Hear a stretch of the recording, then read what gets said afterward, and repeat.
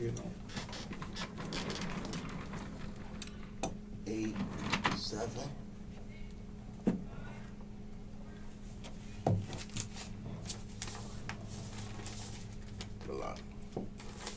Welcome to On the Square. I'm your host, Mike Coffey. Today's topic is, once again, the state of Black America, and it can be international and locally too. Part 5, because we cover this topic. You can't do it in one show. We do have a guest in and another host in the studio, because we're not playing that competition.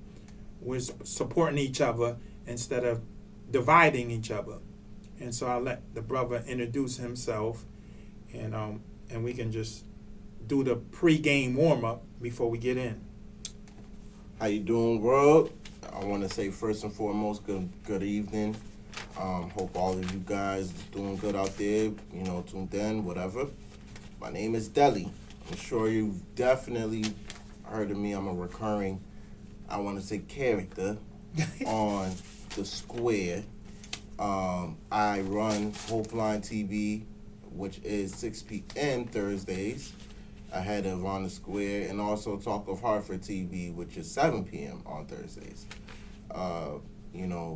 Mikhail was definitely on our show.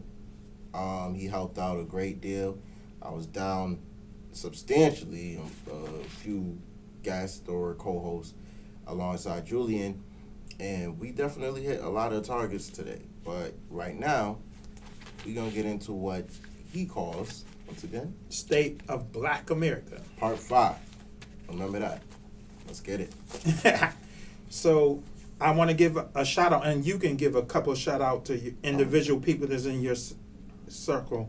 Okay. First, I want to give a shout out to the Moorish Science Temple, which, there's people saying that internal conflict inside the group, but, hopefully they can resolve it. Mm-hmm. The Rastafarian culture. I want to give a shout out to the Prince Hall Masons. I want to give a shout out to the Nation of Islam, and we do have a mosque on Farmington Avenue. Well, no, it's not on Farmington. It's on Main Street. I'm sorry. They used to be on Farmington Avenue, and they're on Main Street. I think it's 2550. But somebody can correct me. Call me and correct me. And I also want to give a shout out to the Nubians. I'm gonna let Brother Deli give his personal shout outs. Yeah, since we're on the topic of shout outs, I want to shout out my team, Oakland and Talk of Hartford's finest. Right. I want to give a shout out to Hoff. First and foremost, Hoff has initiated this journey with me with both shows. He came up with the acronym for Hopeline, which is helping others people exceed. He's sick today, so let's send him some good vibes, some good blessings and whatnot. Shout out Poco the Rebel, female artist, the pit bull of the crew. Shout out Julian, I say the trainee, the student of the crew. And shout out Dre, last but not least, he is the editor and engineer of the crew. All of us collectively make up Hopeline and Talk of Hartford. I want to shout out my team officially and all the people that rock with me and continue to watch us. That's it for me. All right. Peace with that. Mm-hmm. I label myself dispatcher of information, and yeah, so the group within this broadcasting is called Health, Wealth, and Self, in which I'm just reminding you that all of us is chasing the wealth, all of us trying to chase this money, and if your health is jacked up, all your money is going to go into the disease care system. So you got to remember, you got to take care of yourself, and you live longer, then you have longer time to enjoy that money. The other part of that component is self. You got to have a knowledge of self. So if you know who you are, you know who everybody else is. So health, wealth, and self. I give credit that the originator of that phrase is KRS-One from Boogie Down Production in the past. I don't know if he's still involved with Boogie Down, but that's what he's known by. We all should give credit to ideas that we borrow or embrace. There's a couple of things that is reoccurring, let's call it mantras. Many people want to improve their circumstances, but they're unwilling to improve themselves. So you're getting money, but you're still the same person. Right. So if you're a snake, you're just a richer snake. So we need to improve our circumstance, but we also have to need to improve ourselves. This particular quote I push a lot. Figuring things out for yourself is the only freedom that you have. Everything is causation. People want to believe that they have choice. It's cause and effect. Everything is causation. So because somebody can manipulate your choices. It's just like a mice in a maze looking for the cheese. There's somebody watching that situation. So you're always being watched. We're into a digital age where there's cameras everywhere. You're being watched. So you got to figure out, are you being manipulated or you're acting on your own conscience? I don't trust the system, but I do have faith in humanity. And I'm taking this quote from the great Muhammad Ali. The service you do for others is the rent that you pay for your room here on the earth. I'll say that again from quoting Muhammad Ali. The service you do for others is the rent that you pay for the room here on earth. So it's about service. It's not about how many people you smash, how much food you eat, and how much dollars you get. And it might make you feel good. It might be helpful to get all this money, but you have to have a purpose. You have to have a plan. Because if you don't have a plan, you become the plan of somebody else to have a plan for you. So those are some of the things, or jewels that we call, that I want to pass on to you. You heard it before. Some of you heard it before, but I'm going to keep repeating it because that's how it stays ingrained into your brain, your memories. I want to give out shout out to these groups that are working hard. Free Alabama Movement. This is a group that's in the prison system that's trying to stop prison labor. So it's that cheap labor, people making, as low as 20 cents an hour. Some making $1 or $2, but it's not minimum wage. They're getting raped for their labor. So Free Alabama Movement is a group fighting that.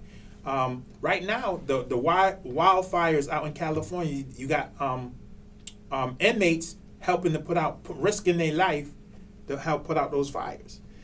You got the Black Land Initiative, which is in Oakland, California, that they're trying to get shelter for our people, housing. You have the Justice League out of New York City. All you have to do is hit their website or watch TV. You can hear about them. The Poor People Campaign.org. If you go to that website and put in the state that you're calling from, or I shouldn't say calling, but that you're in, they will give you the contact person in your area that works for the Poor People campaigns. And again, Martin Luther King did it in the 60s, I think 68, he tried to initiate that, and and the brother passed violently, trying to push this agenda to help everybody that's oppressed and poor. And you also have the New Era Nation. They're in about 7 or 8 areas in the country. They're in Chicago, they're in Detroit, they're in Atlanta, they're in Washington, D.C. There's some infighting going on with that group because they're brand new. And like Delhi will tell you, when something is brand new, somebody's trying to be the alpha male. When it's brand new, somebody want to take control.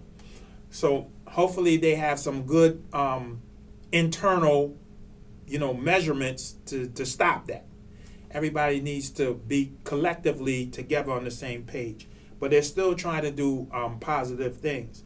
Now our topic is the state of Black America.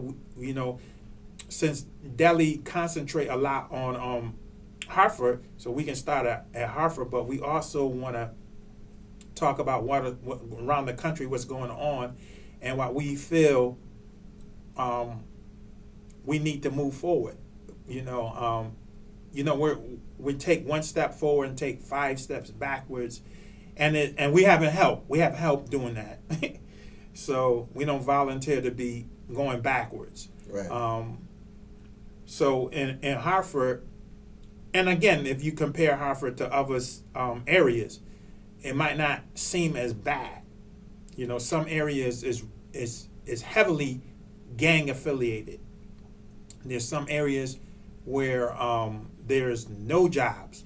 Now, to some people, Hartford has no jobs, but some areas like Gary, Indiana, and stuff like that, there's really no jobs. I mean, you walk into that area and you say, "Oh, there's no job." That's different from you looking for a job and can't find it, versus when you go in there and say, "Whoa, there's no job," and I can see it. Mm-hmm. And the last thing before I let Del jump in with things that we should be doing versus education, relationship, and job creation, entrepreneurship, stuff like this. I have this. You can't see from this distance, but what it is a pocket constitution. We need to know the laws.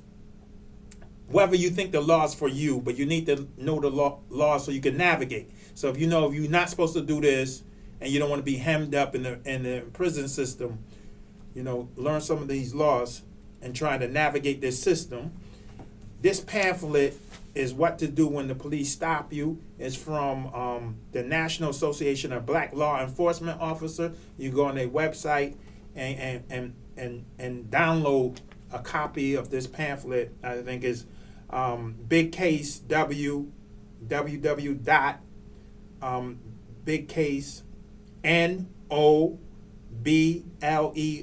nobleo.org. But I always will give this information almost every show when I remember. So let's hear the voice from Brother Deli. I throw out a few things. Survival schools, Saturday Academy. So you're already in high school, but we need Saturday Academy so you learn more about what you need to do and who you are versus learning somebody else's stuff. Rite of passage with incentives. A lot of us get dressed up in African clothing and say a couple of African words and say rites of passage. We need a real rite of passage where you transform from a boy to a man, and stop these ceremonies of it's symbolic. We need to throw them out there and sink or swim, get them ready.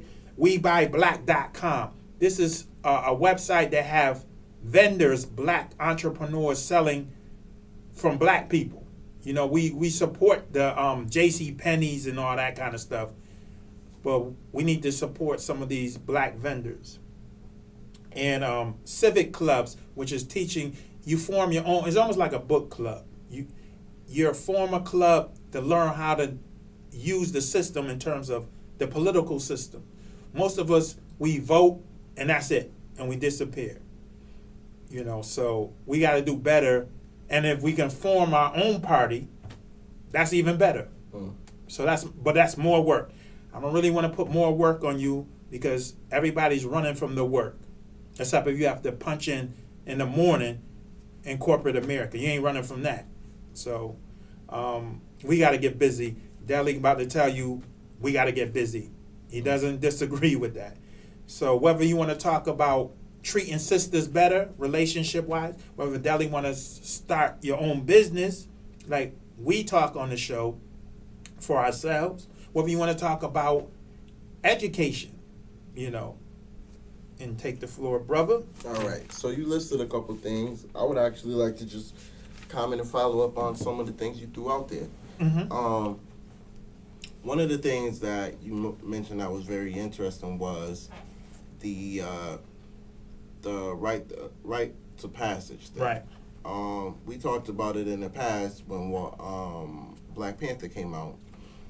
Mm-hmm. People came out in droves in African clothing. For some reason, feeling like it correlated to the movie. Mm-hmm. I support, I think it was widely taken as a joke. A lot of people did not really, conceive or understood the concept of what they were doing versus the meaning behind the clothing, the culture, and the whole celebration that goes into tribal wear. Unfortunately, in this country, Black Americans especially, we see things like that. There was a time and place where anything African wasn't popular. It wasn't cool. It wasn't accepted by us. We mocked it, we ridiculed it, we laughed at it alongside our white counterparts, our Spanish counterparts. It was just something that was not widely accepted here in America. Now, with the divide going on and everybody more so leaning towards Black power and Black community sticking together and whatnot, now it seems like people are kind of waking up slowly to the concept of banding and holding together in unity, but in reality, it's still not where it should be. Okay. All right, that's a topic in itself. Getting back to the wear, I'm gonna touch on the simple fact of what you said, rite of passage. If Jewish people can have their bar mitzvah, where the boy becomes a man, right? If Spanish can have the quinceañera, where the girl becomes a woman, it's only right that us as Black people, like you said, should have a rite of passage for our men, our women. That's stronger than wearing and saying a couple of African words. Yeah, it's stronger than that because in reality, it shouldn't have took a movie for people to be interested in, culture, culture and African wear and whatever you might call it. You have to. I feel like there needs to be an anchor. You have to be in this to actually be in it. Don't let it be a trend. Because that's what it started off as. It went viral as a trend. A few people seen people come out to the movie and doing it. Then you seen half of freaking America doing it. It was crazy. People are sitting next to Black people and they brought their whole family out.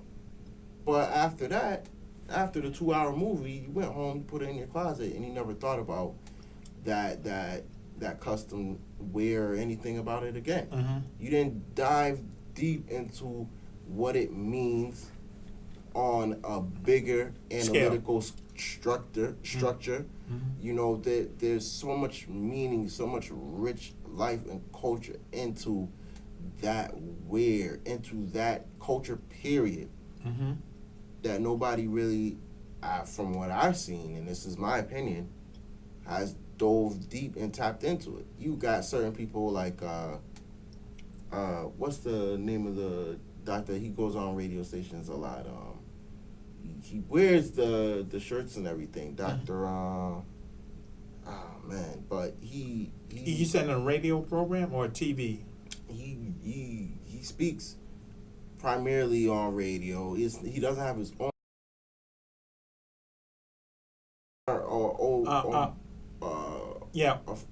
Johnson, Dr. Johnson. Yeah, so I like him because he does break down, Umar. Dr. Johnson. Umar. Yeah, Johnson. He does break down trend versus, actual culture. And he breaks it down to where even, I don't want to say the dumbest because that's a derogatory form of word. Or negative. Even people who have trouble comprehending the easiest terms could understand it. And what he basically is saying is that, okay, we did this, but what's after it? Can we stick with it in order to, make this something that could be a reality for your kids to grab and cling on to it and be proud of what they are and where they come from and the history that we have, besides the history of oppression? Can we actually have our children grown up, and us as adults as well, be linked to something that's greater than us, which is our culture? Everything started with the motherland. Africa, we all know this. The simple fact is, It's only late in 2018 where Africa is now starting to be, I feel like, generally accepted by us. Only because we have recently become bigger targets in our own country. Right. We need something to cling on to, just like the Italians got theirs, and Well, that's a good point, you right know. there. What you said. I've been saying that for years, but I haven't been saying it in the last few years. It kind of like fell to the wayside because I'm saying people can gain strength, like you said, and you also get respect. Mm-hmm. I read some articles on some Chinese individuals that live here in America, and even though some Chinese are getting Americanized, they're having the surgery on their eyes so they don't have that the slit. You know, they call round eye. You want to get round, be more American, but most of them not doing that. Most of them understand when push comes to the shove, they can go back home. And they also, this is the relevance of having a homeland. When you go back home, the people that is discriminating and bullying you here in this country, when they come to your country, they got to watch their step. Right. So if a Chinese people or group is being oppressed in this country, what do you think is going to happen to those people that's oppressing them here when they go to China? Oh. They're going to get dealt with. So that's the same thing. Part of the reason we get treated so badly past not being unified is that we have nowhere to run. When you have nowhere to run, people just going to bully you because where you going to go? Right. You have no history, no knowledge outside of this landmass. And then you got these people that saying that this is our country, I pay taxes, and we originally was here. I don't want to hear that. Nope. Definitely. Because you don't control it. I don't want to hear, 500 years ago was all black people here running this. It got taken. Yeah. It got taken. Same that thing. much you should know. You know? It got taken. Same way Egypt got taken. So we can keep romanticizing, back in the day we was running this, but you took a L.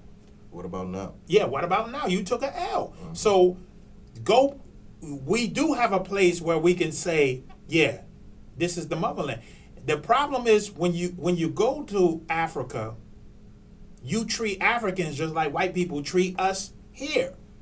So they're not going to show you love if you disrespect them and you have a tens and tens of years or decades of years of watching Tarzan movies and thinking they're the same people in those movies, and that you feel you're above them as a class system that you're using that's been used on us. We're last on the totem pole, here in this country. I mean, some people might say it might be some of the native tribe and some Hispanics, but we're in actuality we're last.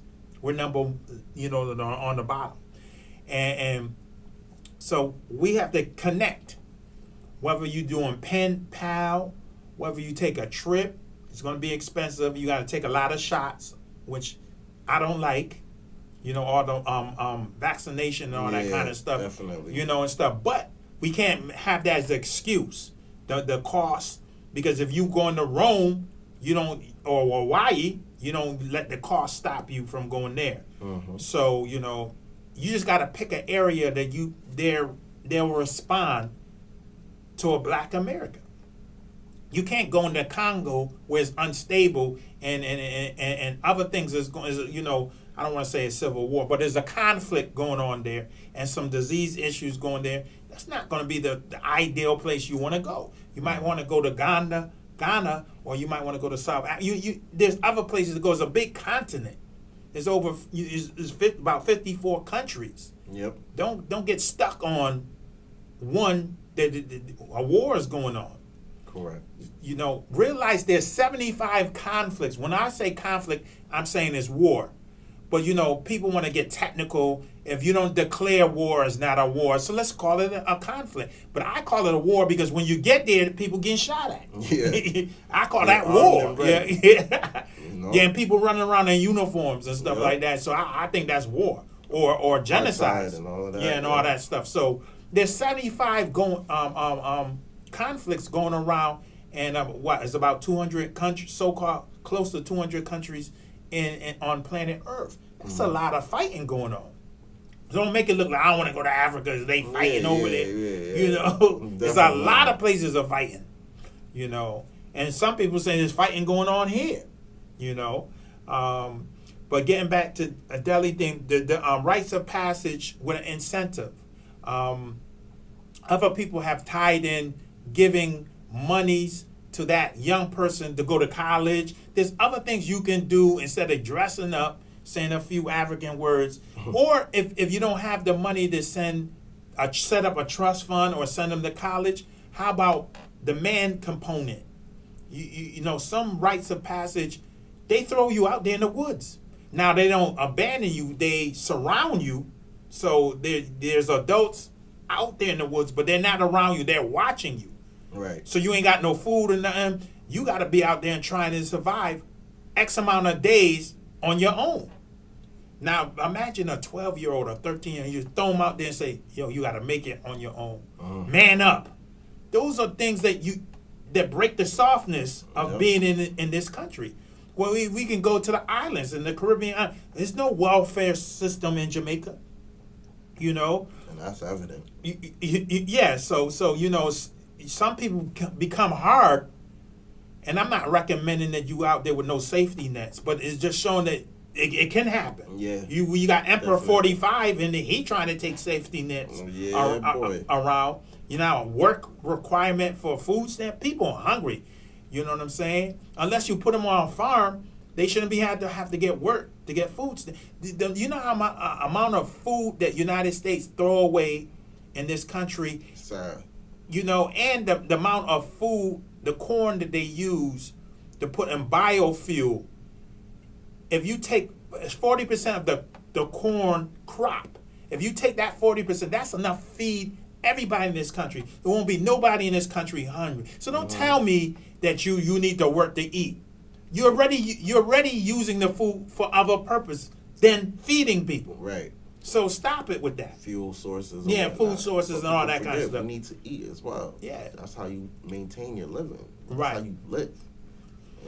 So we did mention survival schools. I don't know if Delhi did any research yet because I just threw it out there. Yeah. But we need survival schools. There's 2 in Connecticut and none in this area. So you got to go down to the Fairfield County and New London County. 203. The 203 area to go to them. And it's expensive. In Vermont, a class training, $700. $700. So I imagine what it costs to go in Connecticut. But we do need to be trained. And it don't have to be a militia training. It has to be what if a hurricane hit here or a snowstorm, something with the weather. Then you have no power, no food. How do you survive? Are you waiting for FEMA to come? You waiting for a helicopter to come pick you up? Or do you have some survival skills? So that's very important. Relationship. You got all these women movement, and don't get me wrong, because I know somebody's he said a woman movement.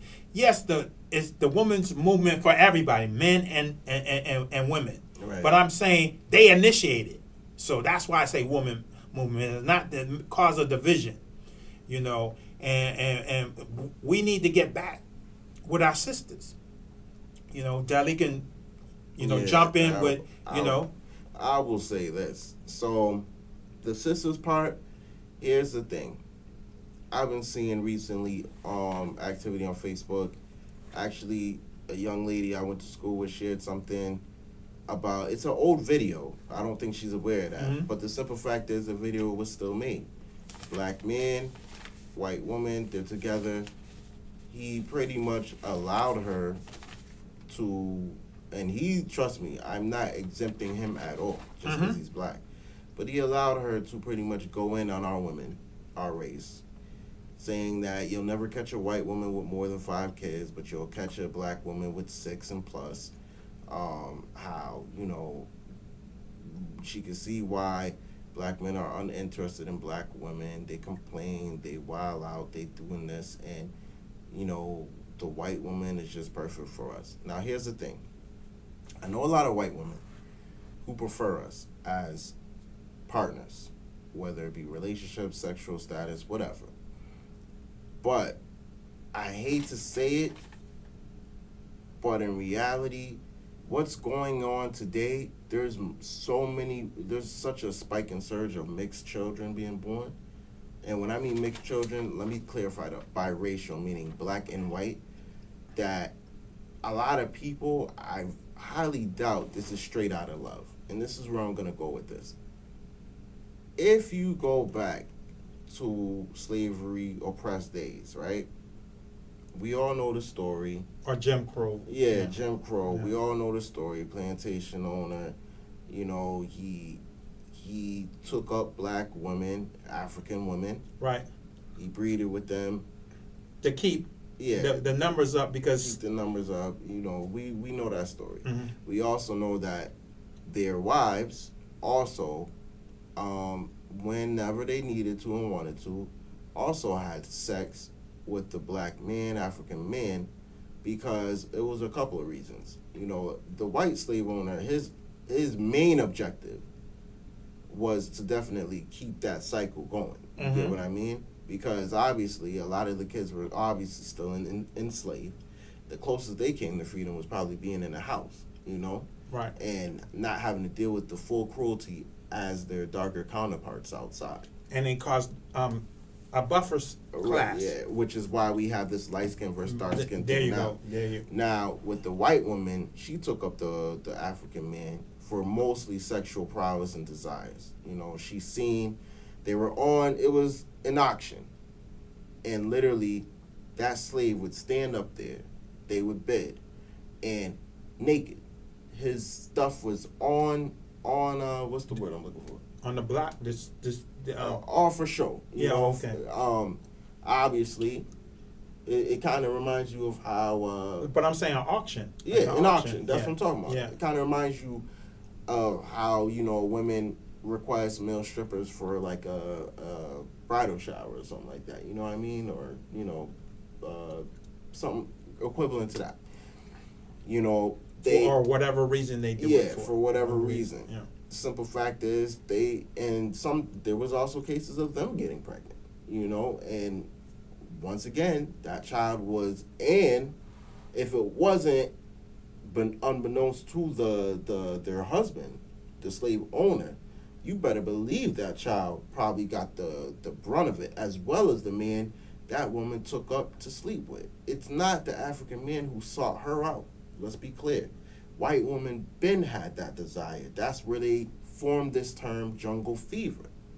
It comes from that. They looked at us as subhuman, as animals, and when they settled down and decided to have sex, that's where the term jungle fever created. Mm-hmm. We're the animal, Mm-hmm. but they're procreating with us, hence jungle fever. Okay. The child definitely didn't, you know, see the best option, because a lot of them in history would either have to flee if they obviously cared for the child or whatnot, flee with the child, or pass them up, you know, and the slave owner would probably not even know that clearly that child was the child of a slave. But this is what's been going on. So it's kind of hard for me, because I've heard white women, I've gone to clubs and stuff like that, and I don't want to take up too much time, but I'm going to give my experience. Obviously, I've ran into a group with my friends, we're all black, ran into a group of Caucasian women. They might have been intoxicated. I can guarantee you they were. They'll come up to us. This was in Rhode Island, actually, where it's definitely highly populated with Caucasian women. And they came up to us and it was like, hey, it's my friend Kayla's birthday, and she needs a BBC. We can't legally spell that out, but just use your imagination. Yeah. So we looked at each other like, you didn't even ask us our names. You know, like, hey, how you doing? That's like a servant. That's what Yeah. you're saying. It's Yeah, it's a nice night, relationship. whatever. She's like, no, we don't need names. We're just trying to, Smash. you know, and you guys look like you got some boom, boom. And we're looking at each other. My friends is TTG, which is train to go. So they ready. They smiling. They like, yeah, boy, we out here. I'm like, nah, this isn't appealing to me. This is not. This is literally equivalent to some slave back in the day stuff. Like you picking and choosing. You want auction type thing. Yeah, auction. You want to get down, but when they sober the next day or whatnot, will they regret that situation when you chose to take up intercourse with this lady, especially if they have a boyfriend? Because trust me, some of them do. Their boyfriends are Billy, Tim, and Johnny, you know. And how do you know that they won't cry rape like so many of them have done? In the past, history of that, yeah. And next thing you know, you find yourself from having a good time to in prison, shackled, just like you were back then, your ancestors, you know? So this is why I'm kind of hesitant and giving out that warning. Right. I'm not trying to say whoever has a lover of a different You're race, attacking them. You're not I'm saying not trying to attack that. I'm just saying the history behind it, that is exactly the same cycle what's going on today. Just circumstances have changed depending on the time. That's all. And if you go back, it can be, you can call it conspiracy theory stuff. But let's look at the California again, 3,000 miles away from here, from the Northeast. The amount of sisters getting snatched up, and of course it's going. I'm glad you talked on that one. Now you got some people going to say, "Well, they deserve it because they're street walkers." Look, they're human beings. Human beings. If now, this was your daughter, yeah. So you got hundreds, like 200 plus, that's missing. Well, black people missing, period, is off the chain, but nobody want to touch it. Talk about it. Yeah. Well, you got people missing from New Orleans, the hurricane. Still haven't found them. I have associates that I know that have family members that was during that time of the flood. I mean, the hurricane. Well, it was a flood too. They was living in New Orleans. They have not heard from, what was it, 2005. They have not heard from that family member that they heard on a regular basis. The flood, the hurricane, keep calling it flood, but the hurricane came through. Malik hasn't been heard since 2005. That's crazy to me. Where is Malik? Or at least his remains. Or his So and I'm not saying that people got the resources to go do the hire a private investigator or whatever to look for him, but I'm saying it needs to be addressed. Right. You know, let's jump back to California with over 200 sisters that have been snatched up. They want to say that all those sisters are working women on the street. If you walk on the street at a certain time, you become a working woman. It ain't nothing. It's no kind of stereotypical clothing that you can say, oh, everybody want to say is, oh, you're wearing a Daisy Dukes and an altar top. I mean, you're prostituting yourself. Right. There's no stereotype, because today's women understand you can't make it obvious, just like a drug dealer. I can't count how many normal-looking females around that time you would mistake for regular. Yeah, pay for fee. They call it pay for fee. They not pay to play. Pay to play. Yeah, yeah. And then or a drug dealer. Every drug dealer has not got 17 rings and earrings and gold chains and gold fronts and earrings and all that stuff. Every drug dealer don't look like that. So you can't assume a working girl is gonna have a certain look. Right.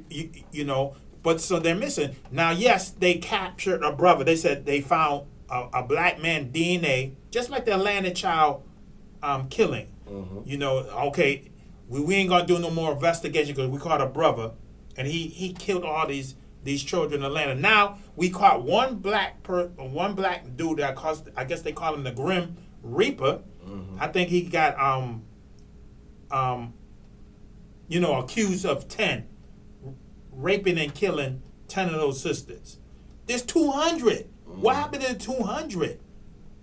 Subtract the 10 from 200. What about the continual investigating of those missing sisters? Also, jumping around health issues, I brought it up in the past. 100,000 people need kidney transplants today. 80% of that 100,000 individuals are black. How can you have the majority of the people that need kidney are black people? Yeah, we sitting there chilling. There's so much serious thing. Most people harvesting organs. Yeah, and all that stuff. Most people don't even have wills in this country, and I know we don't, because wills is not free. Yeah, it's not. Most people don't have bank accounts. They don't even understand that there's a bunch of jobs looking that if your credit score is jacked up, you're not going to get the job. You're not getting the job. If you out here posing on Facebook and showing your junk, that's going to come in the interviewing process when they're looking to hire you. Stop showing your junk on Facebook or other sites. And I want to add, we spoke about this, and I think you might have been included in this convo. It was me, you, and Polka.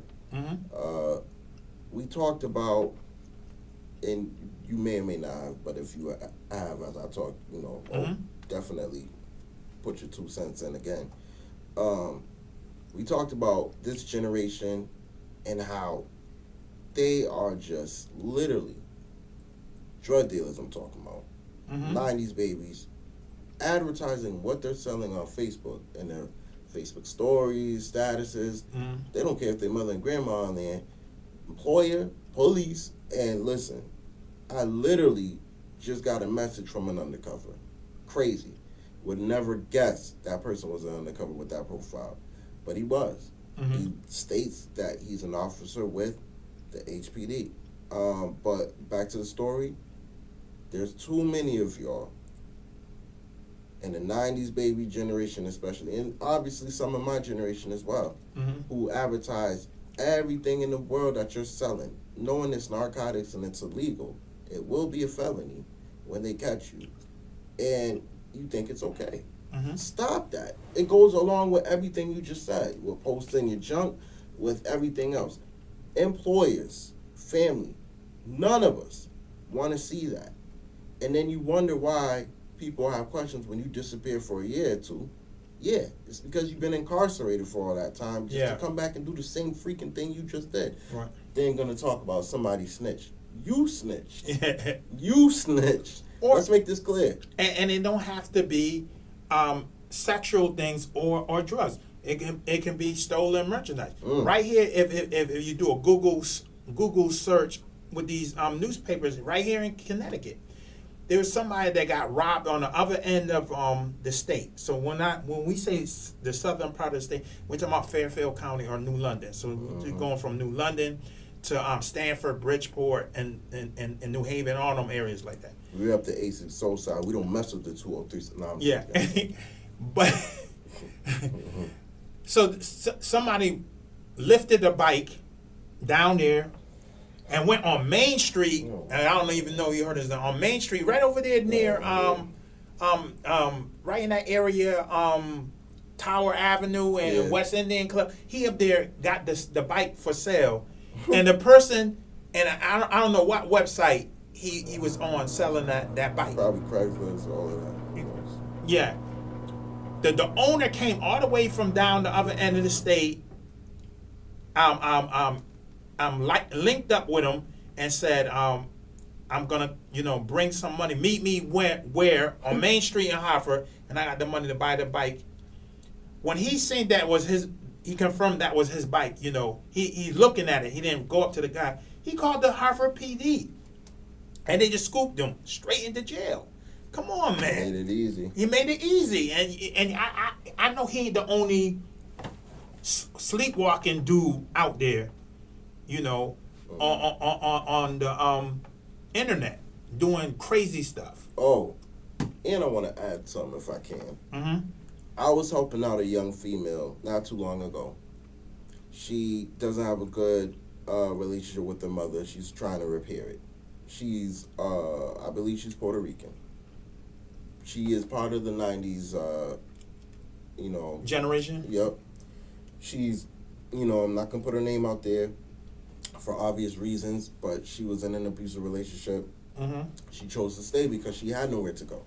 And he was the breadwinner in the relationship. She's young, 19, 20. So, unfortunately, one day, a man came home. Her cousin, who was a dude, was there. He did not stop to even get an explanation. He just beat the living stew out of both of them. I got a phone call from her at Hartford PD because, they arrested him. They took her to for, I guess, when they ran her name, stemming from something else. But they did let her go on a PTA, which, if those of you who never been caught up in the system or anything, that means promise to appear in court the next day. So I made a deal with her because I want to see not just her, but the generations to come after me. I want to see y'all do good. I know people make mistakes. I've made plenty, Yeah. but I didn't have somebody always in my ear helping me out, striving for me to do better. Or redirecting you, yeah. No matter if I had good family, whatever. The fact of the matter is, nobody close to me cared that much for me, except for my grandmother who passed. God bless her. I explained to her, I'll help you out for a couple of days. You can stay at my house, but I got rules. You seem to be attracted to drama. I can tell by your Facebook. You're in all types of illegal, Arguing and stuff like that. illegal things or whatnot. That can't happen while you're staying with me. Mm-hmm. Can't have you drawing unnecessary attention and people see you, can figure out where you at, and then you cause harm to me. The other thing is, I want you to be able to go out there, look for a job, do what you got to do, so that you can stack your bread and you can eventually be on your own again. Yeah. She said okay. She agreed to that. Long story short, towards the end of her stay, she actually was able to work it out with her mother. I told her, do you need a ride to go to her that day? She said, yeah, eventually later on that night. Cool. Well, the night before that, she expressed to me that she was downtown at the library and she had issues with another girl around her age. I advised her, it's not important. Leave that beef alone. You have to pick and choose your battles. You just went to court. You got to be back in court. They're going to be watching you now more than ever. If anything was to happen, you're done. You need to understand that. She said, yeah. Well, she robbed a couple of instruments from my home, used it in a fight towards the girl. Long story short, that same day, I was supposed to meet up with her after work and take her to her mother's house. Police scooped her up. I haven't seen her in a week or two. Ran her name through the website, and she's locked up in York, CI right now, and it literally says second-degree assault. Went against everything I put towards her. So this is why we talk about this. I'm afraid for this generation because they don't want to listen. They don't know the bigger meanings behind anything they do. Right. First, i.e., the tribal wear and whatnot. And it's time to wake up. It's time to look for another path and start doing the right thing. No matter if you think it's uncool, it's naff, it's lame. You only got one life to live. And that's why they laugh at us out there. They laugh at us because of the lack of unity we have. They laugh at us because so many of us are underprivileged and underdeveloped with knowledge, and we don't seek it out. We don't read anymore. We don't write anymore. We literally sound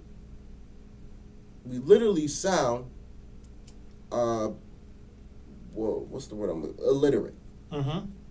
We don't have the means and the tools to even combat the people who are coming for us. And that's our fault. Because back then, we had a lot of obstacles against us. We even got in trouble for trying to gain knowledge, read and write and learn. But we talk about this before when well, I know tutors are expensive. Right. I'm like, yo, y'all be.